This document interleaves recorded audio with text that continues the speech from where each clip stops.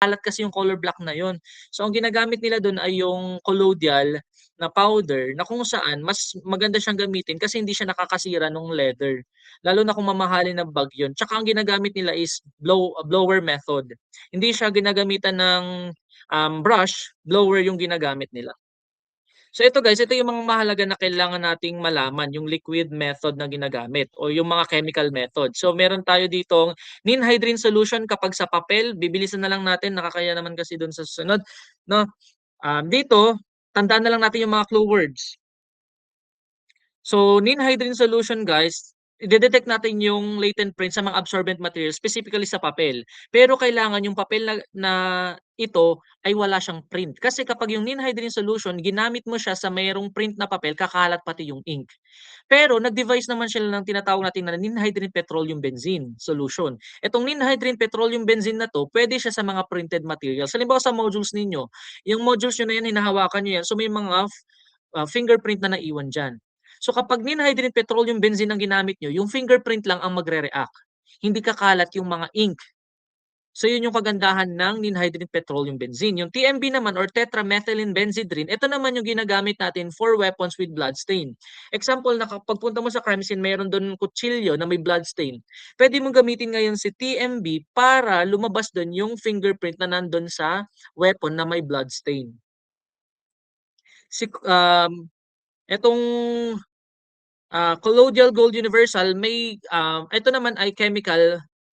Ito rin ay chemical part na kung saan ibig sabihin siya ay liquid form na ang nangyayari dito guys, ginagamit itong si colloidal gold universal fingerprint para naman siya sa mga special paper. Kung napapansin natin, ito ay para sa mga paper, ito paper for walang print, ito ay merong print. Ito naman si colloidal, special paper siya, specifically dun sa mga bank check or sa mga cheque sa bangko o kaya naman yung mga pinekeng pera, pwede rin siya sa metal or sa skin. So yun siya, no? So si colloidal ginagamit siya sa papel din pero ito yung mga special paper. Special paper yung ginagamit natin dito. Dito naman kay amino black, any visible print with blood stain. 'Di ba nabanggit natin kanina itong ano, nasaan ba 'yan? Ito, yung visible print or latent print. Visible yung print niya na 'yan.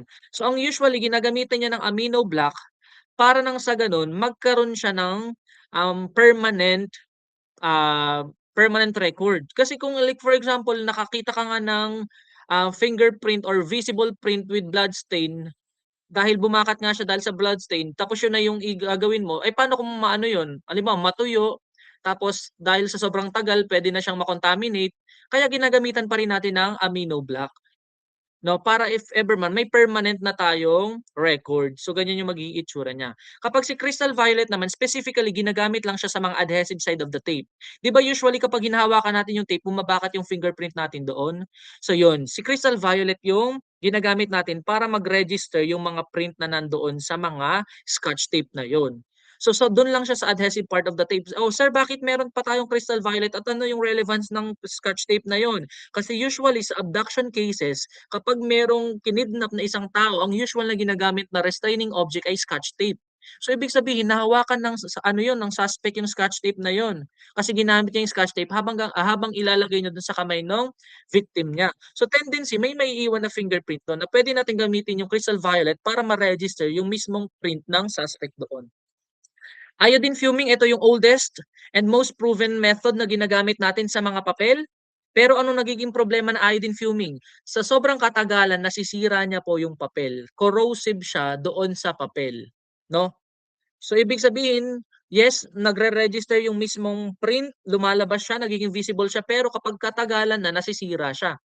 Eh paano kung contract yun or kontrata yung gagamitin mo tapos iodine fuming yung ginamit mo? Adi masisira niya yung papel. So yun yung mangyayari sa kanya kay iodine fuming. So we have here also the DF or diazaflurane 9,1. Ito naman ay ginagamit, for example, for highly visible in red color product. So ito yung ginagamit natin guys, nagiging ano siya, nagiging tawag dito, um, illuminescent siya. So ibig sabihin liliwanag siya. Like for example sa madilim na part, tapos kapag nilagyan mo siya ng DFO, tapos tinapatan mo siya ng mga alternative light source, for example, yung ultraviolet, your UV, ang tendency dun iilaw siya yung fingerprint na nalagyan mo ng DFO. So yun yung kagandahan nitong DFO naman. Super glue, glass method ang gamit natin dito. Specifically, bakit siya super glue, sir, or cyanoacrylate? Si cyanoacrylate, ito po yung content ng isang mighty band, specifically yung mighty band, yung pandikit, guys. Yung mighty band na yon, meron siyang cyanoacrylate na kung saan kapag in-steam natin yung mighty band na yon, ganito yung mangyayari sa isang object na possible na may fingerprint. Magre-register diyan yung mga print na naiwan sa object na yun. So usually pwede siya sa metal, pwede rin siya sa leather products, and sa adhesive tape.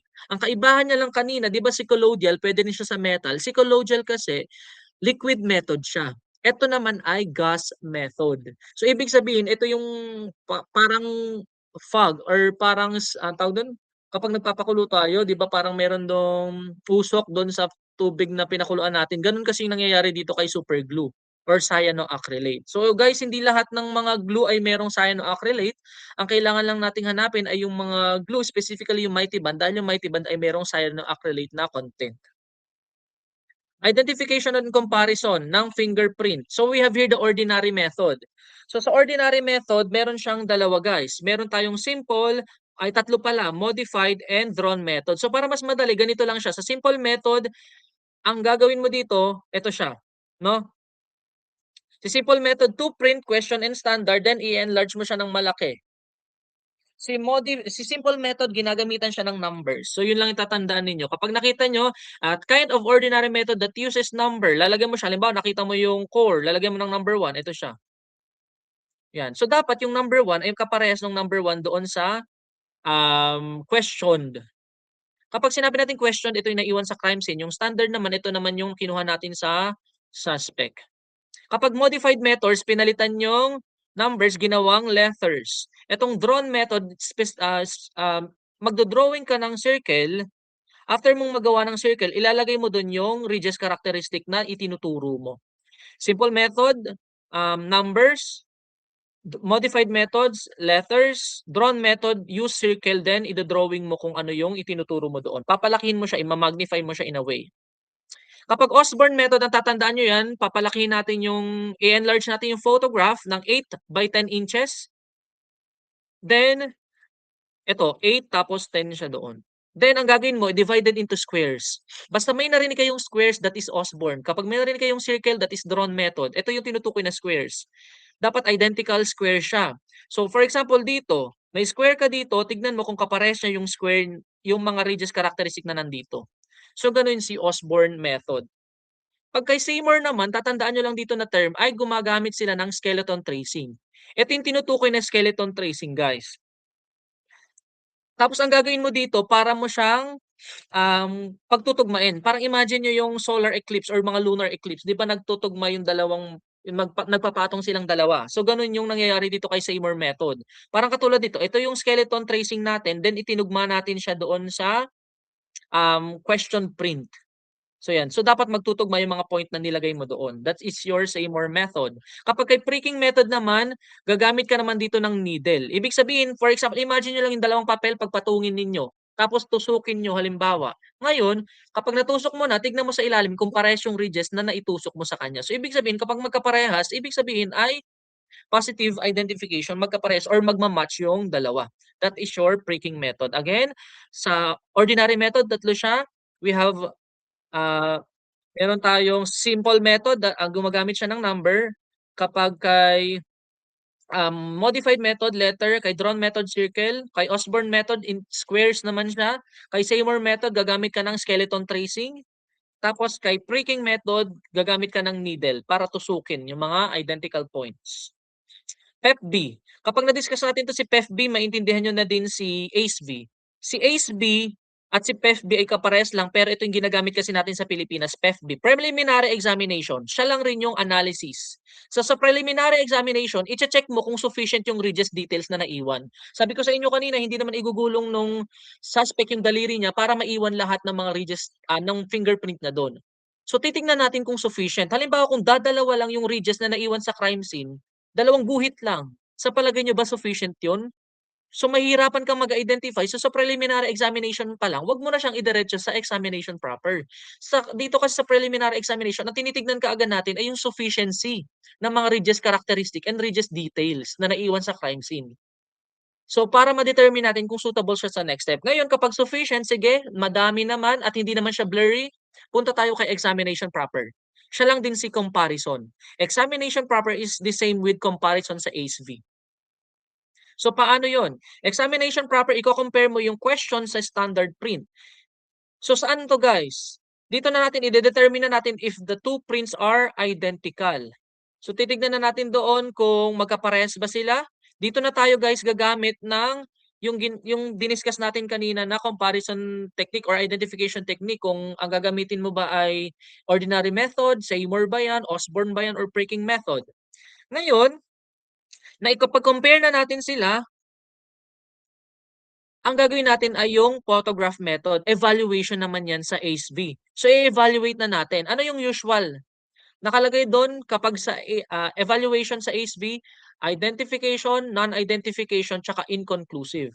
Dito naman sa photograph method, identical, not identical, tsaka inconclusive. Identical, same person. Kapag not identical, from different person. Kapag inconclusive, hindi mo sure kung identical ba siya or not identical. So yun siya. Kapag verification method na banggit ko kanina, ipapa-validate mo sa or peer review na tinutukoy. Pero kanino? Kay senior fingerprint examiner. So si senior fingerprint examiner, magkakandak din siya ng sarili niyang ACE-V or PEF-B. Hindi pwedeng kung ano na yung ibinigay mo sa kanyang result, yun na lang rin ang titignan niyo kung identical, not identical, or inconclusive. Magsisimula uli siya sa PEF ay sa P. Susunod siya sa examination proper hanggang sa magpa-photograph examination siya. So ganun ang ginagawa ni senior fingerprint examiner para masisigurado natin na magkakaroon siya ng individual na investigation or examination doon sa fingerprint na naiwan. Eh sir, paano kung magkaiba kayong dalawa? Si senior fingerprint examiner, not identical ang sinagot niya. Ikaw naman ay identical. So maghahanap ka pa ng third person. Isa pang senior fingerprint examiner na mag-identify. Eh sir, paano kung inconclusive ang sinagot ng isa? O pang-apat naman, sigurado meron na magiging magkaparehas. Kung sino yung kaparehas na isasabihin na yun, yun yung tama. For example, kayong dalawa ni senior fingerprint examiner, magkaiba kayo. Kung ano yung sasabihin ni third person, kung sino yung magiging kaparehas si third person, yun yung susundin natin. Yun yung sinasabi sa verification. So yun yung sinasabi niya. Ganon din sa ACE-V, nabanggit natin kanina sa analysis, titignan lang natin doon yung relationship between kung, for example, siya ba, yung qualitative and quantitative. Quality, kung malabo ba yung print na naiwan sa crime scene. Kapag malabo yan at mahirapan tayo, so wag na nating ituloy sa comparison. Yung quantitative, kung madami ba yung naiwan na ridges. Kasi kung isang guhit lang yan, mahirapan tayong i-identify yan. Si comparison, nabanggit natin kanina, dito na yung gumagamit tayo ng iba't ibang comparison method. For example, ordinary, we have Seymour, or skeleton tracing, Osborne method, squares, ano yung magnification ng photograph. So we have 8 by 10, Pricking method, gagamit tayo ng needle. Sa ordinary method, for example, kapag number ang ginamit mo, that is simple method. Kapag letter ang ginamit mo, that is modified method. Kapag gumamit ka ng circle at i-drawing mo doon, yung itinuturo mo, that is drawn method. Evaluation, nabanggit natin kanina. So dito na yung magiging result ng examination na ginawa natin. Kapag identification, from the same person. Non-identification, from different person. Inconclusive, you are not sure if it is identification or non-identification. Verification for peer review, ipapa-review natin doon sa expert, specifically sa senior fingerprint expert. Then, ito yung example niya guys. Comparing Minochet. Ang ginamit niya ay letters. So, ibig sabihin ano ang ginagamit natin dito kapag letters, that is modified method. So, kung makikita natin, ito yung question print. Ito yung naiwan sa crime scene. Di ba? Sabi ko nga sa inyo, kung titignan natin kung pagbabasehan natin in qualitative and quantitative, okay siya. Kasi kung makikita natin dito, marami namang ridges ang nailagay. So dito, like for example, yung letter A, ito yung tinuturo niya. So tingnan natin kung kapares niya din yung letter A. B, C, hanggang sa maka hanggang sa makakuha tayo ng ilang mga minusya. tapos ide-determine din natin dito kung kaparehas niya, and that is your comparing of minutiae. Ganyan yung ginagawa, guys.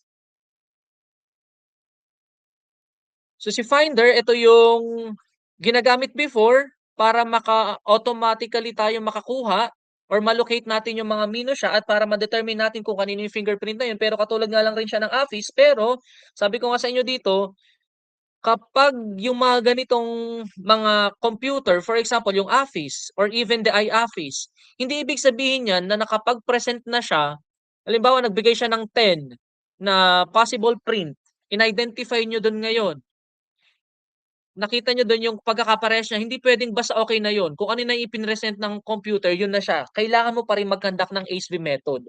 Mas magiging madali na nga lang. Kasi like for example, dito sa Finder, marami tayong puwedeng mai-restore na ano diyan, na data or puwede tayong mag-save diyan ng napakaraming fingerprint, lalong-lalo na dito sa AFIS. 'No, sabi nga dito, "AFIS can effectively compare latent print within 300,000 file database in less than 15 minutes." Imagine mo kung yung 300,000 na yun ay iisa-isahin mo, ilang taon mo or ilang months mo siguro yun ipagko-compare. So, sa pamamagitan ng mga 'to guys, mas napapabilis siya. Modified version siya ng Finder.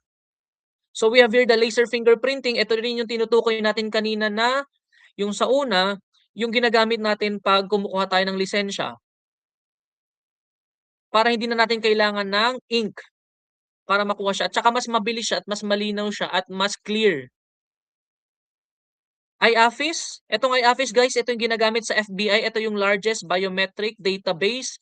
Hindi lang fingerprint ang made-determine natin dito, even the mugshot of a person, ipapakita dito yung picture ng tao, even yung mga kung meron siyang mga tattoo, yung mga criminal history niya. Sinearch mo yung fingerprint kung kanino siya magma-match, pati yung mga details nung tao na yun maipapakita siya, gano'n siya kaganda, 'no? Anong pagkakaiba niya sa AFIS tsaka sa iAFIS? Yung sabi ko nga sa inyo, ang AFIS siya yung mismong tinatawag nating generic, 'no? So yun yung pangkalahatan. Ngayon kapag gumawa ka ng version mo, katulad dito sa FBI gumawa sila ng version nila, iAFIS na ang tawag doon, 'no? So ito yung ginagamit nila doon at mas malawak siya guys, mas mabilis din siya at mas marami siyang puwedeng store ng mga fingerprint. At hindi lang fingerprint ang ipapakita niya sa iyong result, pati na rin yung, criminal history, even yung, if may mga tattoo yung tao na yun, yung picture nung tao na yun, lahat yun makikita mo doon sa iOffice. Ayan, so dun lang nag-e-end yung discussion natin. So I hope na, um